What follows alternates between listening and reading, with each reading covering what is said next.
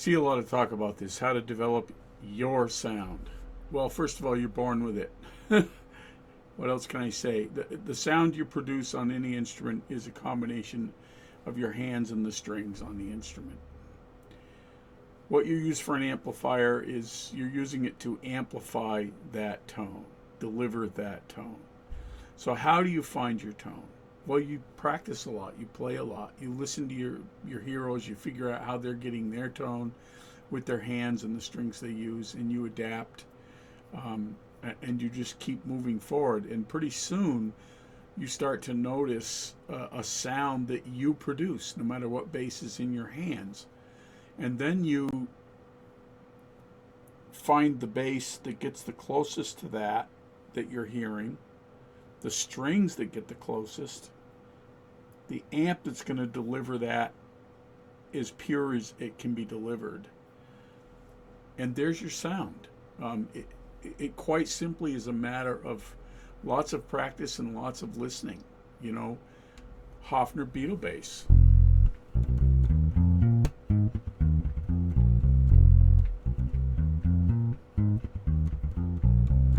But I'm not playing it like a Hofner Beetle bass, like you typically see it played. Where's my pick? Okay, oh, there it is. Hofner pick, you know.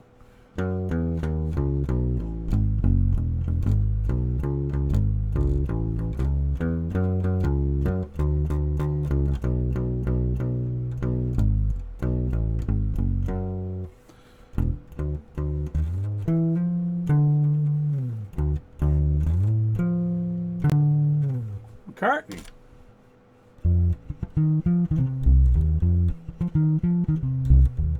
Come on. Jack Bruce.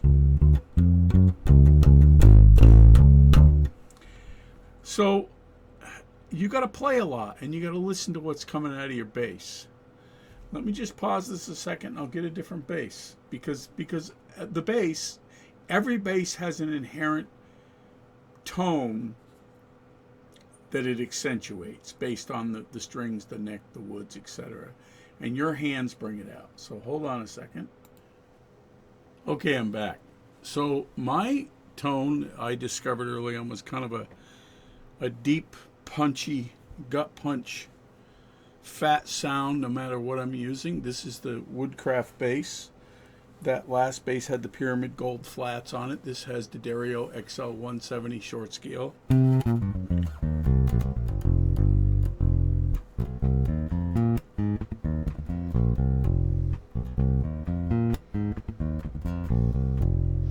And I played round wounds. I always had a bass strung with flat wounds. Most of my life I had two basses, one with rounds, one with flats. I had a P bass with Tomastic Infeld flats, first Labella, then Tomastic. And I had a jazz bass, an early jazz bass with round wounds. I went from swing bass to D'Addario's. The swing bass just didn't seem to last, and I don't like stainless steel. I like a nickel-coated string. So I use those, and I find that setup, with this bass I have set up like that, to be the most versatile. Because, you know, when I was learning, I was trying to imitate people, you know. I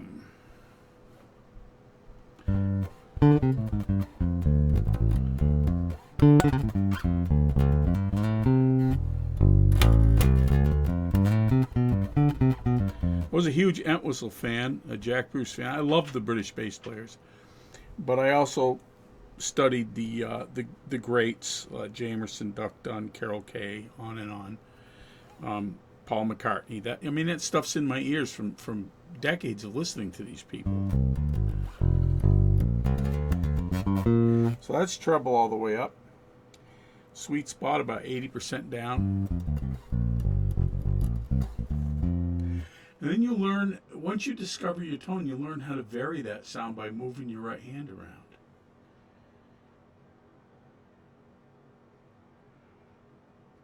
Note producer, note choice maker, whatever they call it, you know. If I wanted to play this in more of a jazzy setting, I'll come up in here.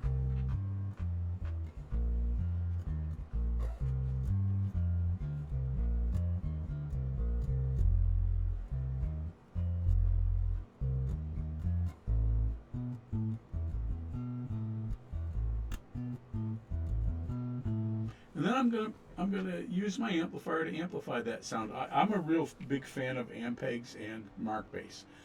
Ampegs I love because they sound like Ampeg. It gives me that early tone that I loved. I had B15s early on.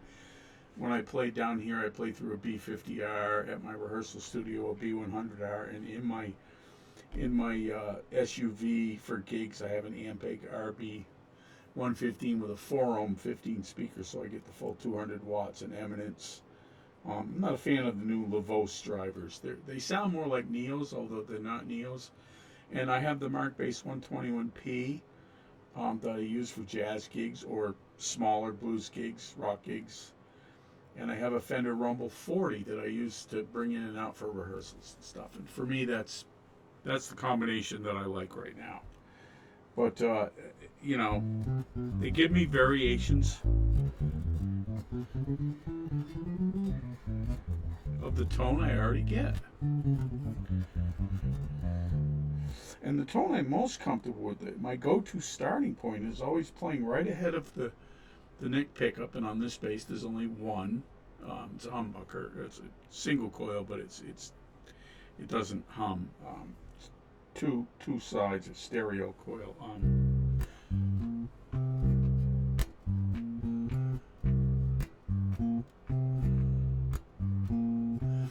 When it comes to tone, although I can imitate a lot of different people, and I love a lot of different people's playing, and I always call Jack Bruce my main inspiration, but that's not just for his playing, that's for his philosophy of playing, where he says if you're not playing yourself, you're not really playing, But my two favorite sounds of any bass players that ever lived, let's go with three sounds. James Jamerson.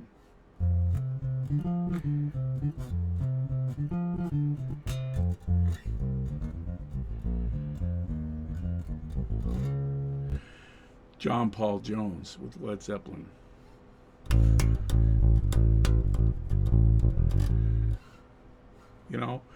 His sound. He was really a soul fan. And the third, my favorite jazz bass player sound is Monk Montgomery, playing a Fender bass. I can't play the 34s anymore, but my two Woodcrafts are my way of continuing that tradition. Let me grab a third bass. Another Woodcraft with Labella Flats, 43 to 104, medium light.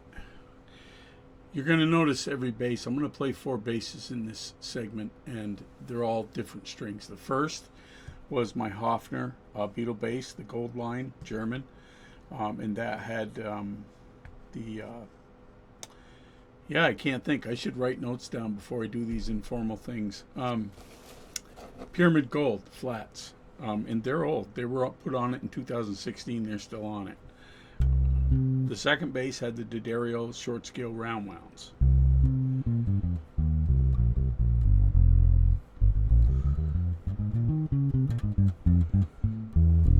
This one probably comes the closest to the sound I like to get most of the time. I use this on recordings a lot. I also use it for my blues band. Sometimes I do jazz with it.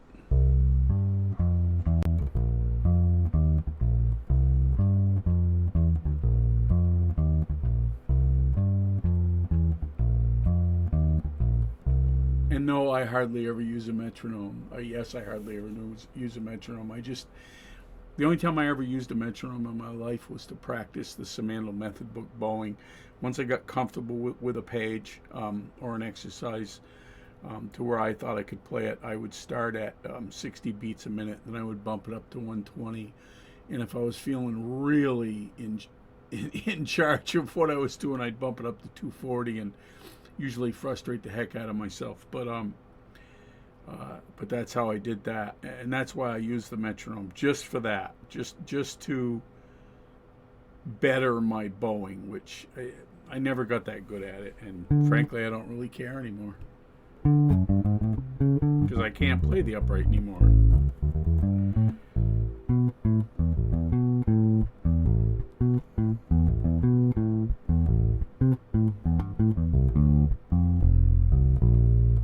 Yep. that's kind of where I naturally play. Now, the tone producer.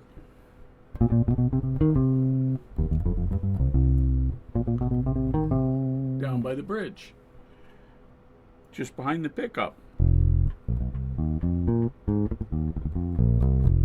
Just in front of the pickup, Jamerson style. Up on the neck. Upright style. Do you hear that change? Listen.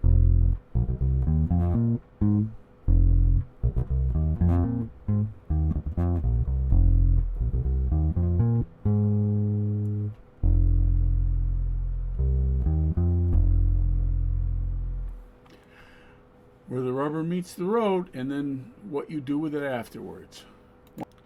One more bass and I'll be right back. Bass number 4, my Shea Cove bass. This has Hofner Beetle bass flat ones on it. It's a 31-inch scale. The others are 30s. This is a 31.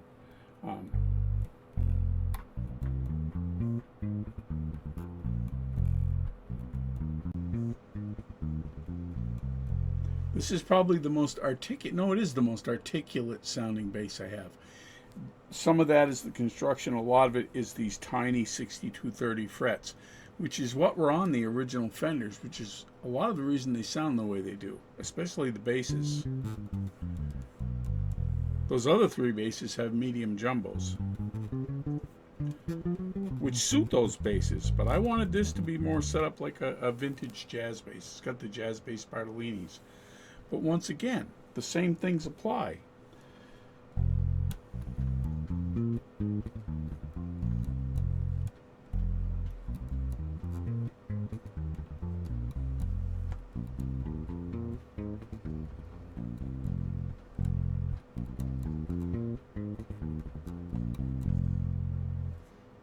All the same things.